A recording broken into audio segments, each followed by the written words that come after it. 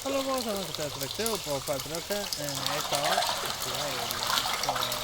put it right here, and I think I actually need to change the preferences a little.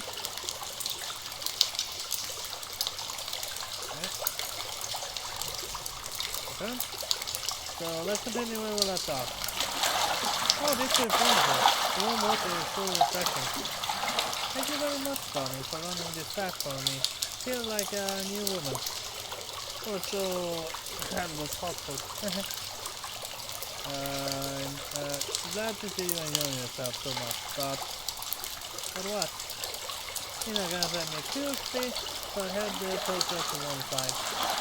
She reclined in my bathtub, her long hair trailing across the surface of the water like pond red meat. Ripples on about her thighs and a droplet of water trickling slowly down her shoulders. There is a mugger from that heap of freshly drawn bath, and colors are flushed as is the face. Know about her skin-tight suit was revealing, but she's showing off even more skin now. I thought I can see the smooth counters of the shoulders, the ridges of her shoulders, and her full thigh. She looked almost too good for words. But there's her translate. But no, I can't afford to let myself get carried away. I'll be wrong to go up at her body so shamelessly. She might not care about little things like property, but I do. You shouldn't have stepped into the tub while I was still in the room.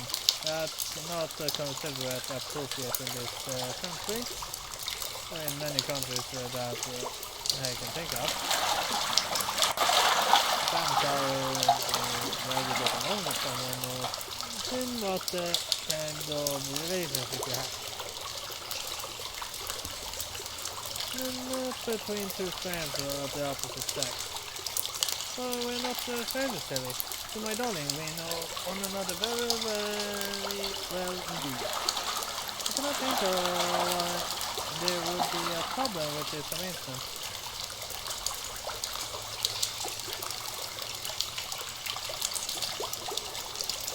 You're going to get to know one another very intimately over the course of the next few days, so we may as well start now. Is that what you decided? Yes, indeed. And I have a say in the matter. Don't you want to be intimate with me? Well, any guy would answer the same here. Not really, no. No, that's not what anyone would answer. I mean, most guys want to get intimately familiar with the most girls, so of course I'm gonna say that. It's not that I don't want to, but not that I don't want it, I guess, but I do. As I don't hold my hand to my temple, I can feel my blood rushing and my teeth dying and scarlet. I'm so noticeably flustered by this, it's humiliating. But I suppose I'd rather my blood flows to the face and another more sensitive part of my anatomy. But really would be something to get worked up over. Let me also reiterate this. I try to sound calm, but my best attempts are thwarted by a tremor in my voice. I don't think that people even mean to entice me. It's not doing anything suggestive or lying there, but it's something quite a reaction. I was only trying to show you how the bathroom works. I expected you to scrape off and have your bath once I left the room. What do you do right now? It's a common affair. Open my culture. But be so keen to show me your naked body. Really? In account. I don't see why that should be the case. There's nothing shameful about being naked. It is perfectly natural.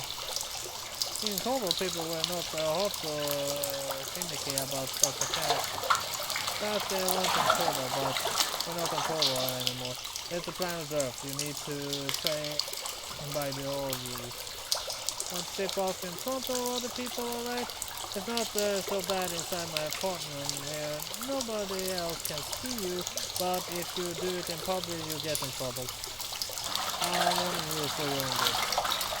And for the sake of my own heart. I see. In a brochure, I'm not considered this, but now you have mentioned it, I shall try to remember. I will know the truth about whom I think I make a body to, and under what circumstances. That sounds good. See to it that you do. I will. Promise I only unclothe myself in front of you and only when we are alone together. That's good. Achieve all your concerns. Yes, that sounds good. Thank you for your proper. Wait, what? That's part of the problem now. You shouldn't be slipping naked around anybody, not even me. Yeah? But you said it was alright if I got naked in your abode. It's alright marginally, I guess, but you should do it. You shouldn't do it when I'm around. I was trying to say. But I'm not ashamed of my body. I do not care if you want to look at that. I would be happy to talk to you. Are you not happy, Harry? That's the whole problem, you dummy. I go. Then pinch the bridge of my nose between my thumb and forefinger. I can feel a headache coming on. You're going to make me too happy. That doesn't feel correct. Is there such a thing? I'm not sure. I don't know if I want to find out either. If I stand around here too long, I think my nose starts bleeding. You do whatever it is you want to do in the tub, alright? I go prepare you for something. What? Tina face falls. But I was hoping to speak to you. You can speak later when you got some clothes on. In your current state, you're a real health hazard. So I'm back on Ina, despite her protest, and shut the bathroom door behind me.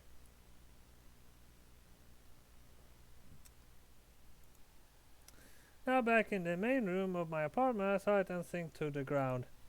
I can feel my heart pounding a mile a minute. Thrown out the fabric of my shirt, it feels like it might explode.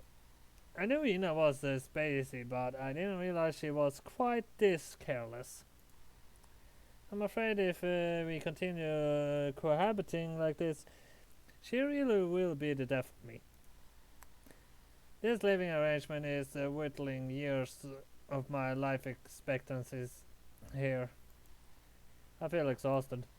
But I reflect with a small smile. I don't necessarily regret what I saw. I never seen a woman like that outside the image on the internet and pages in erotic magazines. I never knew how soft real women's bodies were. It's been quite an eye-opening experience. Still, I'd be better served not dwelling on it. I needed to exercise the image of the wet, unclothed Ina from my mind quickly, as a shrine maiden might ward off an evil spirit. Otherwise, I'm afraid I'll never be able to look Ina in the eye again. Tall enough order as it is. Given how well developed her chest is, I thought she was busty after seeing her in that suit, but in the nude? Oh jeez, what am I thinking? The heat must have gotten to my head. I really need to pull myself together.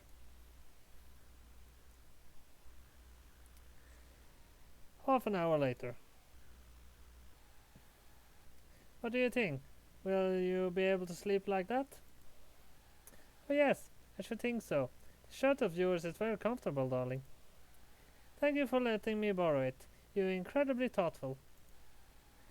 It's no problem, really. You don't need to thank me. I know I do not need to, but I want to regardless. This is a custom upon my planet. Upon your planet, is it not? I've heard you Earthlings are very polite, particularly those who reside in Japan. Yeah, I guess that stereotype does hold some water. Offering a small smile. And I will accept your thanks. What I've heard, not living anywhere nearby, is that Canadians are the politest people on earth. But I don't think I ever actually met a Canadian person. Yeah, I definitely haven't. Considering most people I met is rude and unpolite. I mean, that's pretty common because, well, surprising that humans are technically always rude to each other, one way or the other. And I will be accept your thanks. Really though, I think as I look at Ina up and down, I'm the one who should be thanking her. After finishing her bath, Ina changed into one of my old button-up shirts, which will serve for tonight as a pajamas. Though the shirt suits me like a glove, I'm a good head taller than Ina, and it swaps her slender frame. Fabric bunches up about Ina's elbows, and the hem of the shirt cascades to well past her thighs. That's probably a good thing. Ina ensued the pants and gave her. She said they were too uncomfortable, so she's bare-legged. I'm not sure if she's wearing panties under there either. But that I want to check. I bet Ina would show me if I asked. She's shown me an awful lot of her body already, but I'm trying to kill my lascivious thoughts and make it hard to get any shut-eye. Still, I can't deny that Ina does look good. Her hair is still damp from the bath, and dark patches of moisture form about the shoulders of my shirt. Her face is faintly flushed too, and a fresh, clean scent of soap emanates from her. Oversized though my shirt is, it can't conceal the counters of Ina's breasts. Her figure really is amazing. And a guy would be over the moon to have a girlfriend like this, especially if said girlfriend wanted to stay the night at his place. Not that Ina is my girlfriend, of course. She might be determined to address me as darling, but I don't return her feelings, whatever they are. I grow fond of her, I suppose, but that's not the same as love. Neither is lust. She is attractive, but Haru. Ina peers at me with the same curiosity she directed an hour earlier to my electrical outlets. Is something the matter? You have been staring at me rather intensely. I hope I have not done anything to displease you. What? Oh no. I push aside Ina concerns with a wave of my right hand. I need to make an effort to look unmoved by all this, even if my face is feeling suspiciously hot. It's fine. You're fine. Better than fine, in fact. I'm just tired, that's all. I'm starting to space out. I think I need my rest. As do I. I've been awfully busy as of late, and not often that I escape from the palace, then flee to another planet. I can't imagine it would be, yeah. It sounds pretty stressful.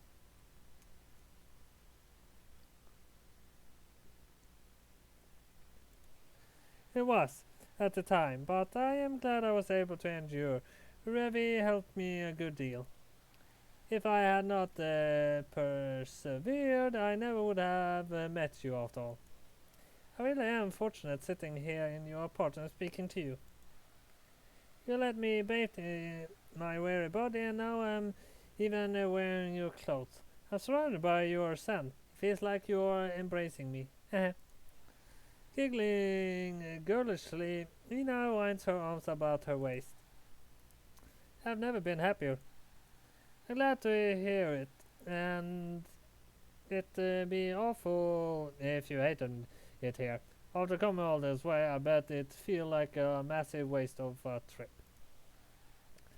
That is one way of looking at it, I suppose. In truth, I could not return to Corval even if I wished. Not right now, at least. I no longer have my ship. I remember you said it broke apart. Indeed, the pieces burned up when I entered the planet's atmosphere. Does that mean you're trapped here, then? Not necessarily. I can communicate with my home planet using the technology installed in my power suit. It is very durable. If I want, I could contact Revi and she could come and retrieve me in her ship. Revi is a very talented pilot. I do not wish for that, though. There is much still I wish to experience upon your planet, and looks at me from beneath her eyelashes and lips curled into a smile. There's much I wish to do with you, too. I'm flattered. I glance away, one hand buried in my hair. I guess it's hard being a princess, huh? Indeed, it is. It's awfully stuffy. I was not able to do anything I wanted. Eyes were on me all the times, and there were so many rules. This is much more enjoyable. There are rules on Earth too, strange ones, but how many clothes one should wear and what kinds. But I do not mind them. I can bear with it if you promise you'll stay with me. Of course, you got nobody else on this planet other than Hiyori and I, so I stay with you. I can even show you around if you want. I don't mind. Thank you. I'm looking forward to it. Ah. Ina exhales and lies back in her futon. She curls up on her side, her mint green hair strewn across the covers, and smiles at me sleepily. I cannot wait for tomorrow. The sun cannot rise quickly enough. I'm sure we will have a good time together. Oh yeah? I lie back in my own futon, pulling the covers over me, and look at Ina askance. How can you be so sure about that? It is a foreign conclusion, darling. How could I not have a good time while with you? I really do love you, you know. A gentle laughter soon transmutes into a soft, regular sound of breathing. Her eyelashes fall shut, casting shadows against her smooth cheeks. It looks like she already fallen asleep. I was pretty fast, not that I can blame her. She's been through a lot.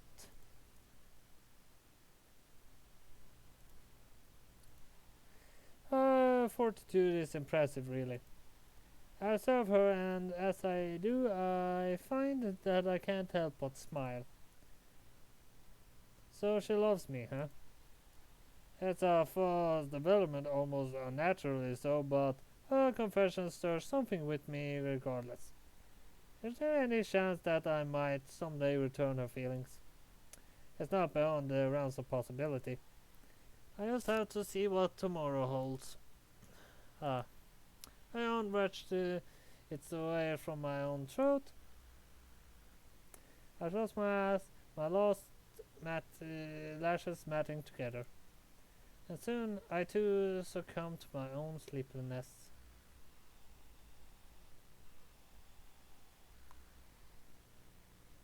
And later it is. I mean, I know I read something that says later, but it wasn't the next day already, so I waited for the next day to come.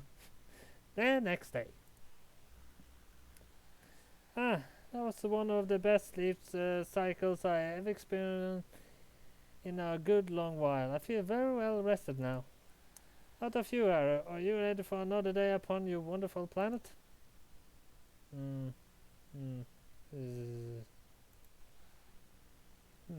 Arrow? What did you just say?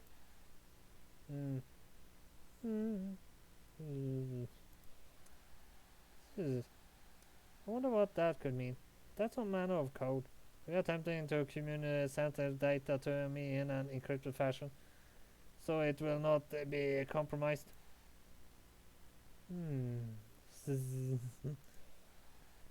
Again, I wonder what that what it could mean.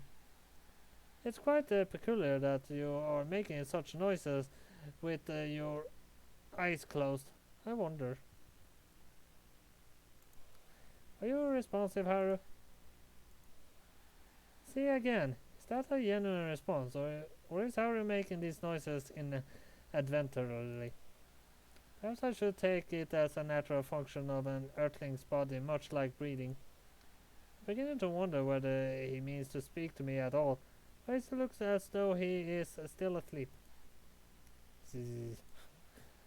Will you not wake up, darling? The ball of gas in the sky, which you humans call the sun, has risen.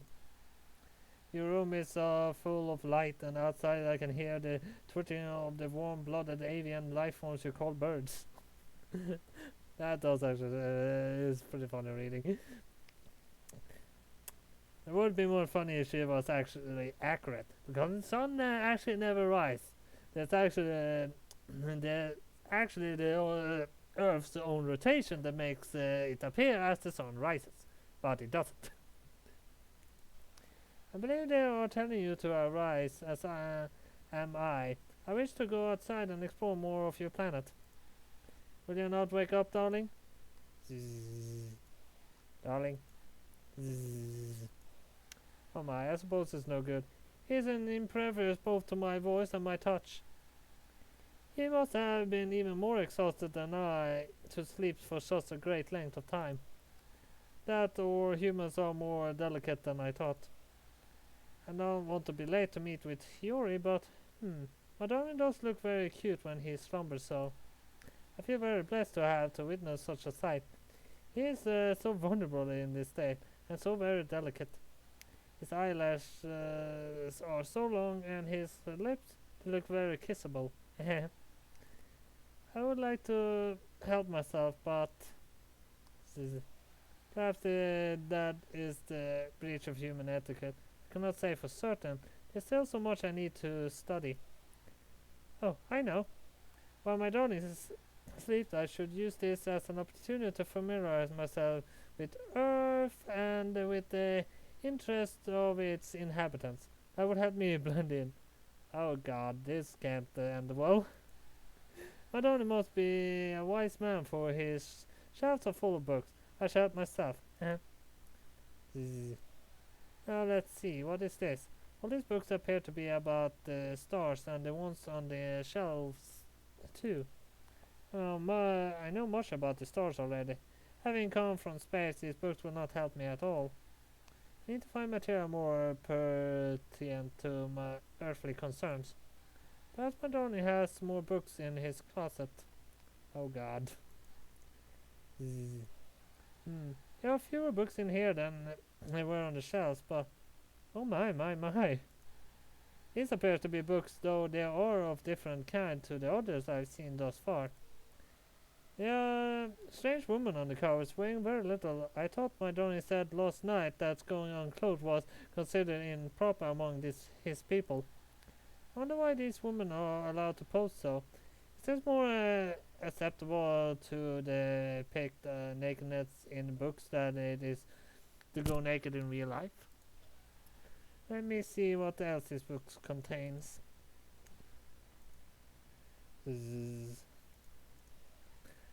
Oh my.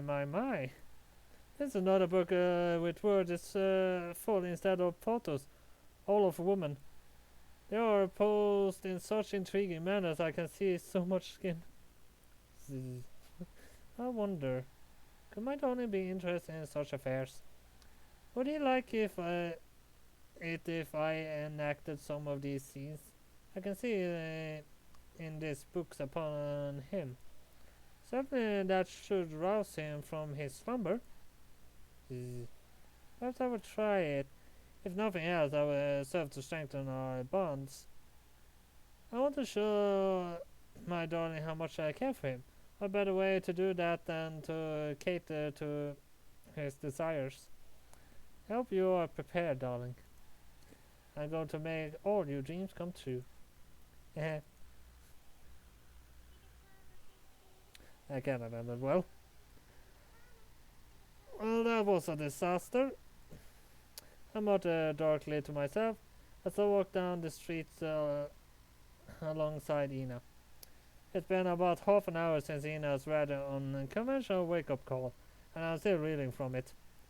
As if Ina's good morning kiss we say wasn't bad enough, I also had the pleasure of being raised over the coast by my year's housemate. Kyoshi didn't catch the perils in the act, thank goodness, but he did overhear the suspect noise that emitted from my room. He had the decency to not barge in as I was cleaning up, but once I dressed and left the room in tow, he descended upon me. What the hell was going on in there, man? What were you doing so early in the morning on a weekend and... Hey, what the hell? Who's this chick? What with her get up? You weren't making her dress up in a weird outfit to say to the fetishes, are you? Isn't he old enough for you, or are you trying to screw every single girl you meet? Real life isn't a visual novel. That's how my very own side of talk with Kosher went, more or less. He did not seem to very happy both with being waken so early and my luck with the ladies. Sigh. Unlucky, I guess. Kosher was the only one who heard us. I think Diego and Kosuke must have slept through that confrontation, though how they managed that, I don't know. I wasn't exactly being quiet, and neither was Kosuke when he clapped eyes on Ina. Then again, Diego did once sleep through a magnitude 5 earthquake. Magnitude 5? That's a pretty strong, isn't it? I mean, I think the highest Earth has had well, as far as human can actually catalog, was a level, was it 7 or 8? I mean, I think Earth haven't had level 9 since human catalog. Level 10 would pretty much kill every human. If I'm actually know enough about earthquake to actually be able to interpret that. I do have a magazine about that actually um, tells a little about earthquakes. If Ina insists on remaining at my place, I guess I have to introduce her formally to the other guys at some point, but that can wait for later. For now, Ina is in dire need for some clothes that aren't molded to her body. She's attracting quite a few funny looks as we walk down the street, barefoot, her green hair swishing around her shoulders. What a pain this all is.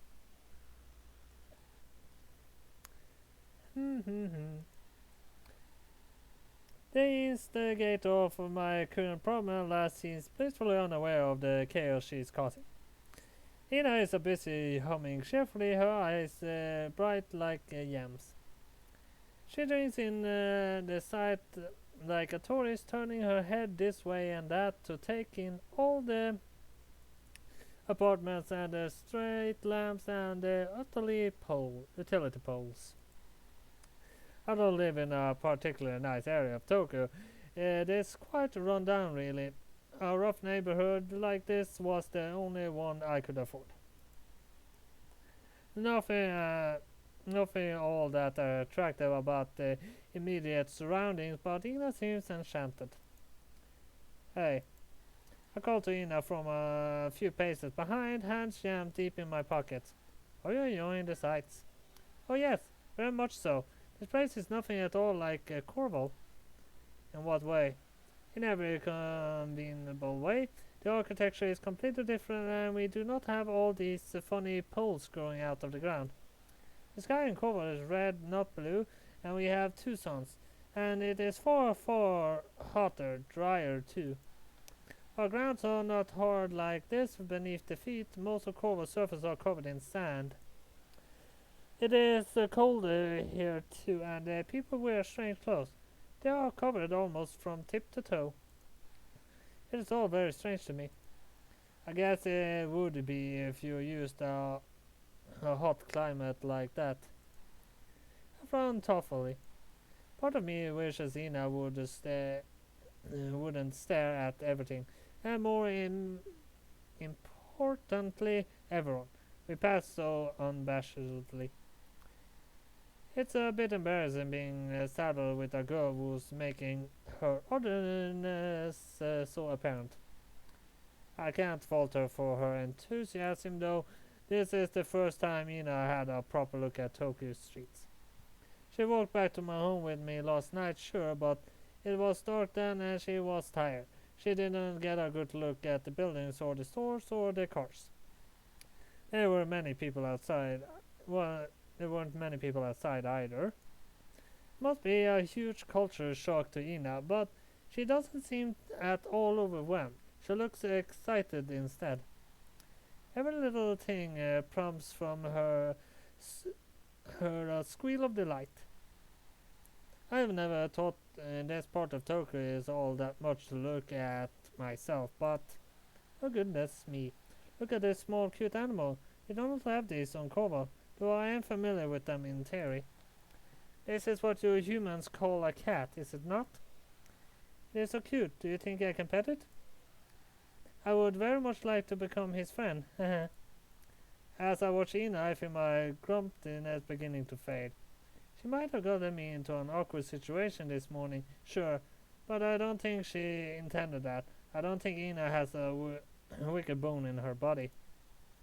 If indeed she has bones, I'm not sure about the inner workings of being from Koval, but I don't want to find out in a hurry. I find space interesting, but I have no desire to dissect an inhabitant to its inhabitants to further my understanding of its vastness. Here, kitty, kitty, kitty. Come here. I promise I will not hurt you. I wish only to see how your fur feels. I'm sure it must be very soft. Really are lovely. That smile is so warm it thaws out my heart. I can't thaw out my fingers, alas, which are freezing, or the tip of my nose, but I feel content, I guess. She caused me a bunch of problems, and I'm sure she caused a bunch more problems in the future, but look, darling, the cat is letting me stroke him. He really is letting me stroke him. He really is soft, just as I suspected. His green eyes are so cute, and his little ears. Oh, and his tail, look how it twitches. What a curious creature. Can we keep him, darling? Please, please, please. I think I'm glad I met Ina. She's such a sweetheart. It's hard not to feel happy in her presence. I can't help but smile despite my residual fatigue and the chill wind that buffets me. Though there's something I feel I must mention before Ina gets her hopes up too high. You can pet that cat as much as you want, but we can't take it back with us. Huh? Ina pouts. Why not? For one, our apartment doesn't allow pets. For another, Coach is allergic. I wouldn't want to risk killing my housemate. Hmm? Ina looks back at me blank. A cat which has been patting her head tilted askance. Are cats dangerous? They can be if you are allergic to them. They don't mean to be dangerous, of course. It's just an unfortunate thing that can happen. Oh, I see. That sounds awfully sad. I would hate to make people ill simply by existing. But do not worry, Mr. Kitty. Ina rubs the cat behind the ears, which prompts it to meow contentedly. I promise I shall pause to pet you whenever our paths cross. You have not seen the last of me. You are so very lovely I cannot keep away from you. I love you. And I love this planet, and I love its people, and I love you too, darling. And looks back at me, flashing a mouthful of white pearly teeth. I want to stay here forever and ever. In an innocent declaration pierces my heart. I feel my cheeks beginning to turn pink despite the chill weather, and I have to drop my gaze to my feet. I can't meet Ina's eyes. She really is adorable.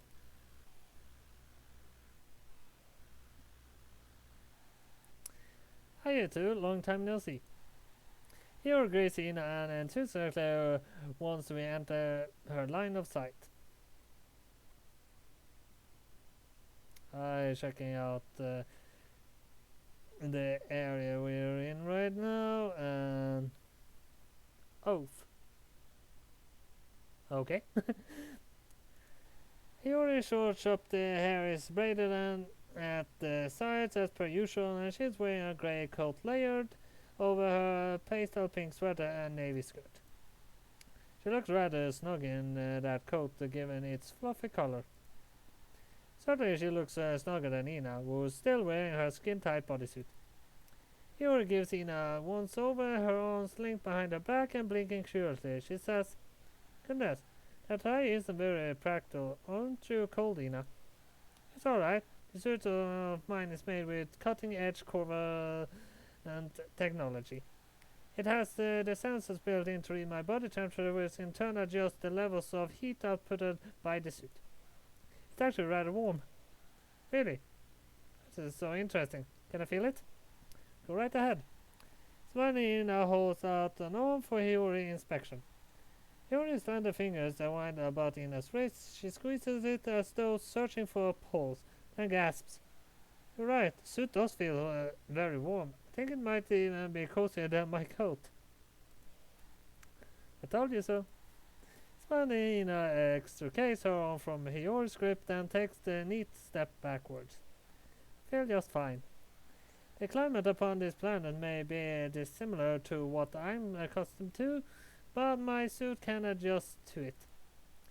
Common technology is made to last and is awfully adaptive.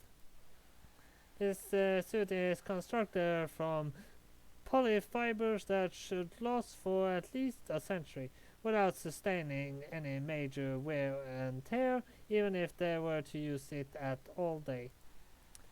Ina does a neat twirl on the spot like a ballerina, arms outstretched, her long hair fans out around her, caught in a chill wintry breeze. "I could wander the streets like this all day." "I am happy to hear that." Yuri beams.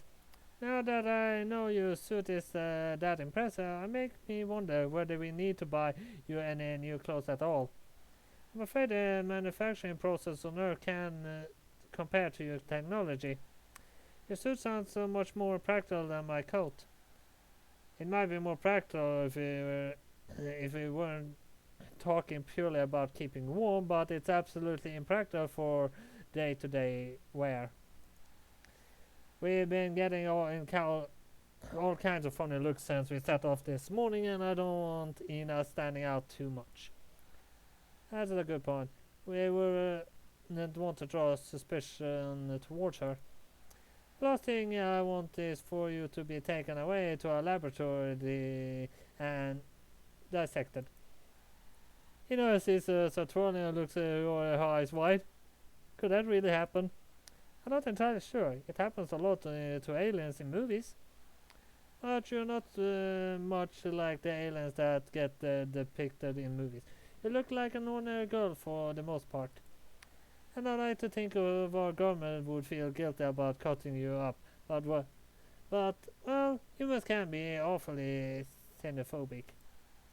If you are willing to harass those that presume to belong to their own species, I shudder to think what they might do to an extraterrestrial." Hero shudders, though I don't think that can be attributed to the cold. Hero is such a cheery person by nature. It's strange to see her sound and indeed look so serious. I wonder if she's speaking from past experiences.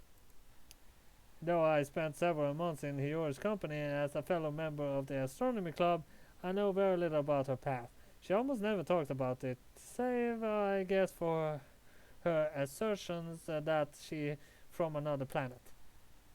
She certainly acts like it at times, but I never given her claims much credence.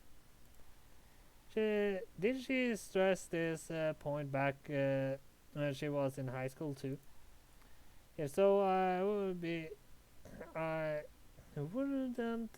be surprised if she got bullied. It seems inevitable, really. Hiyori is a bit of a weirdo, but I don't think that excuses any potential harassment that might have suffered. Teenagers really can be cruel. I'm tempted to ask Yuri about this, but well, don't worry, Ina. Haru and I are with you, and we make sure that it doesn't come to pass. I promise we take good care of you. Nobody will take you away to any scary facility, not on my watch. I help you blend in, and my name is Akasaka Yuri. God. Oh.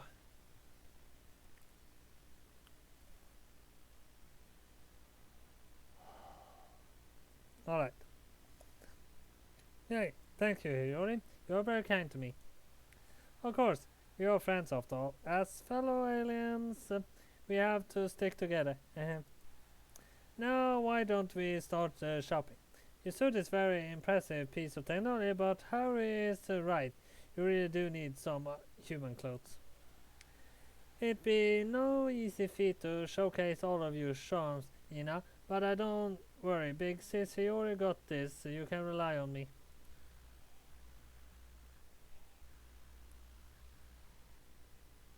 Later that day. Alright, this looks good to me. Hey Haru. Hiro pokes her head out from behind the curtain of the fitting room, a mischievous smile playing about her lips. Are you ready to see Ina in her brand new look? His outfit is very adorable if I do say so myself. Are you done? A sigh of relief. Thank goodness. I've been waiting outside this fitting room for what seems like a small eternity, aimlessly scrolling through my phone.